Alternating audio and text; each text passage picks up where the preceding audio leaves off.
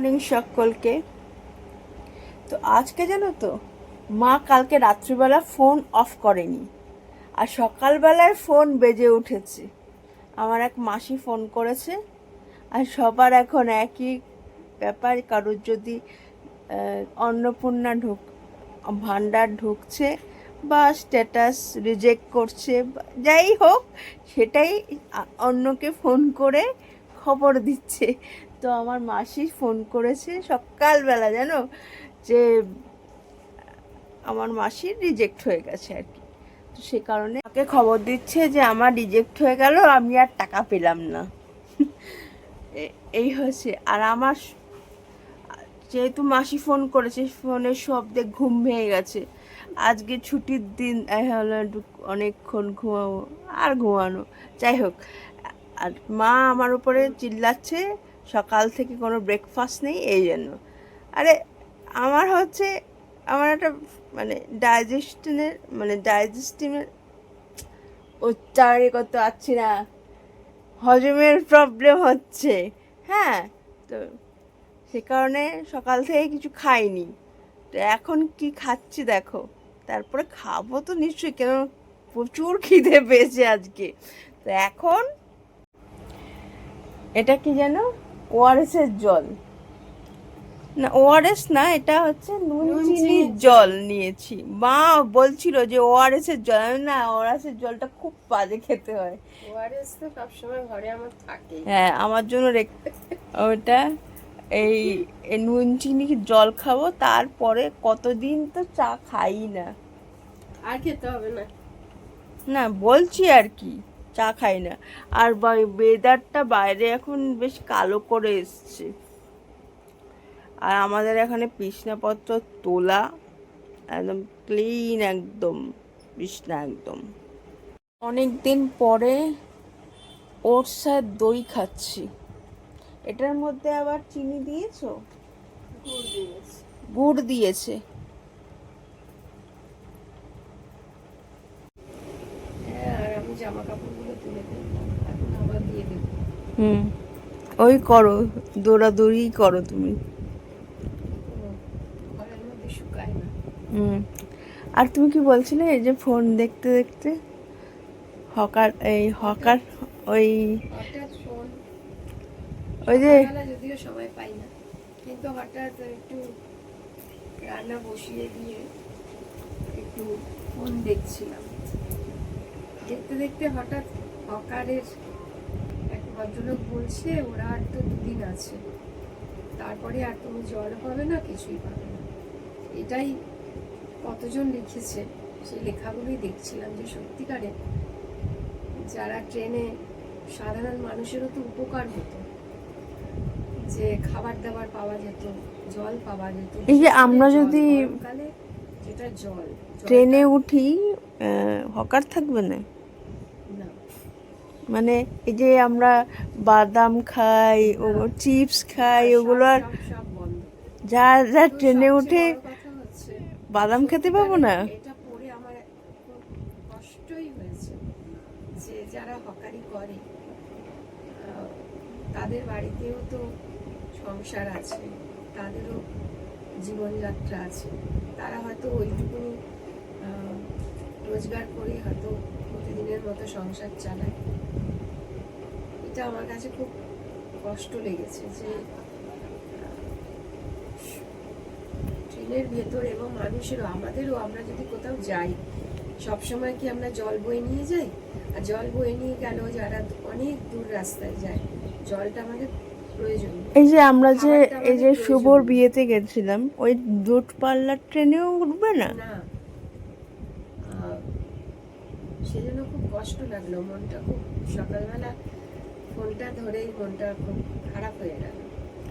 মানে কতবার আমরা বলো তো চা এই যে আমরা মানে এই যে আমরা তারাপীঠ গেলাম, কতবার চা কফি খেলাম, চা খেলাম, কিছুই উঠবে না। মানে সাধারণ মানুষেরও তো অসুবিধা, বলো তো।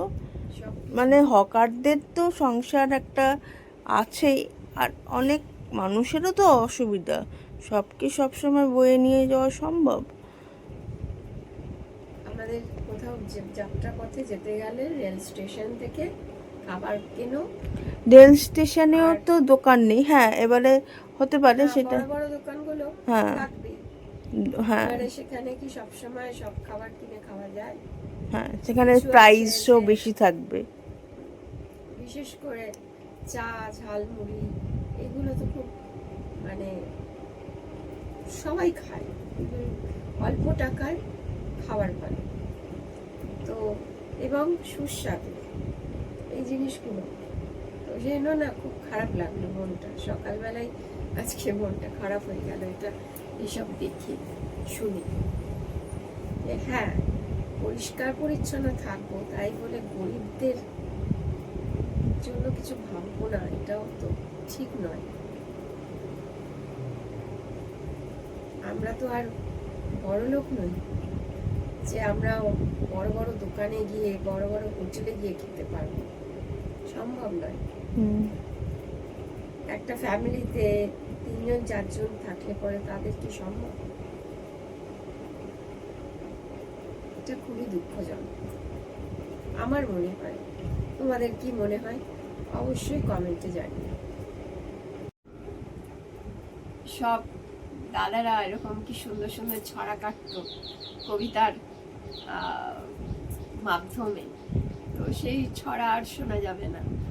তারপরে প্ল্যাটফর্মে যে সুন্দর করে চায়ে কথাটা বলতো, এগুলো শোনা যাবে না, সেগুলো পাওয়াও যাবে না। আপনার খিদে পেলেও আপনি ইচ্ছা রাখলেও খেতে পারবেন না। বড় দোকানে যেতে হবে তখন। হ্যাঁ, তখন বড় দোকানে যেতে হবে। এগুলো ঠিক না। হয়তো হ্যাঁ কিছু দোকান ভেঙেছে, তবু যদি তারা হয়তো কিছু করে খেতে পারতো, ট্রেনে উঠে হয়তো ছোট ছোট জিনিস নিয়ে, হয়তো বাদাম চিট এটা ওটা নিয়ে হয়তো তাদের জীবনযাত্রাটা চলতো, সেটাও বন্ধ হয়ে গেল।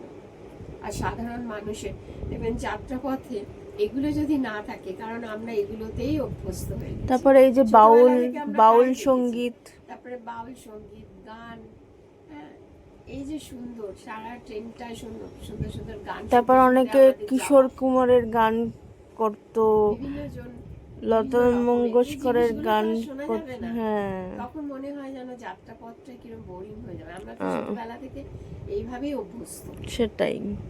তাই না? তো ওই জন্য খারাপ লাগলো এগুলো শুনে। যদিও আমি এখন আর যাই না ট্রেনে, সেটাই, আমরা ট্রেনে কদিন আর হয়তো উঠি, 9 মাসে 6 মাসে একবার, কিন্তু যেদিনই ট্রেনে যাবো তখন বোর সেদিন তো লাগবে। খারাপ লাগবে, এটাই হচ্ছে খারাপ লাগলো। সব মানুষদের, গরিবদেরই শুধু আমি দেখেছি কষ্ট। আর দেখেছি আরেকটা জিনিস, যারা সৎ পথে রোজগার করে না, তাদের লাইফে সত্যি কষ্ট। এটা আমি আমার জীবন দিয়ে দেখেছি, উপলব্ধি করেছি। লোক ঠকিয়ে হ্যাঁ, লোক তারাই ঠকাও, ভালো আসে। তারাই ভালো আছে। তো এখন লাঞ্চ করতে এসেছি সবাই মিলে।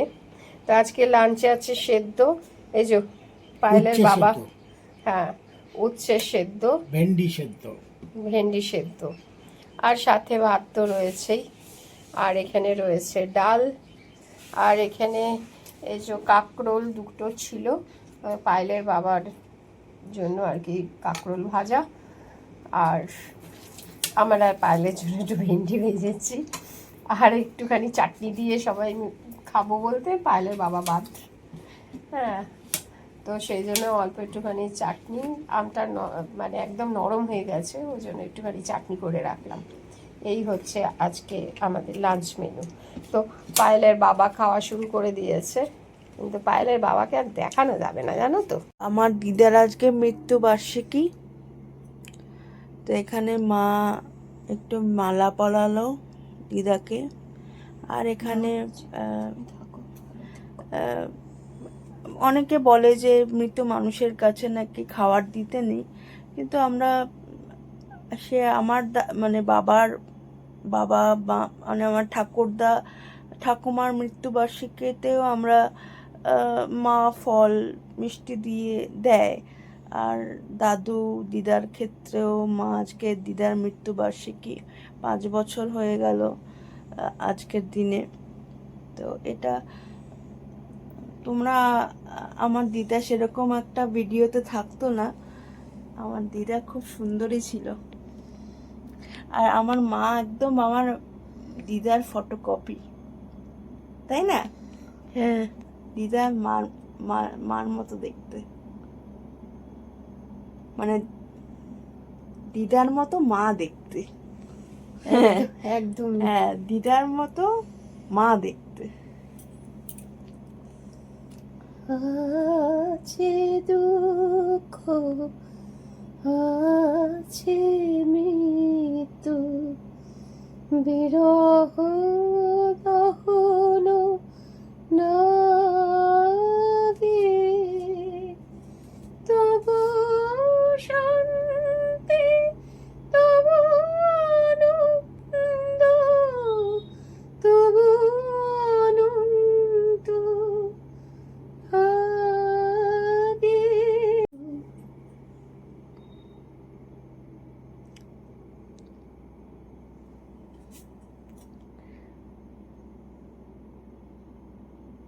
আজকের ভিডিওটা এখানেই এন্ড করছি। তো আজকের ভিডিওটা যদি ভালো লাগতো তাহলে প্লিজ সাবস্ক্রাইব করো আমাদের জীবনকে। আরেকটা ভিডিও নিয়ে কালকে আবার তোমাদের সাথে দেখা হচ্ছে। ততক্ষণের জন্য সবাই সুস্থ থেকো, ভালো থেকো। Bye bye.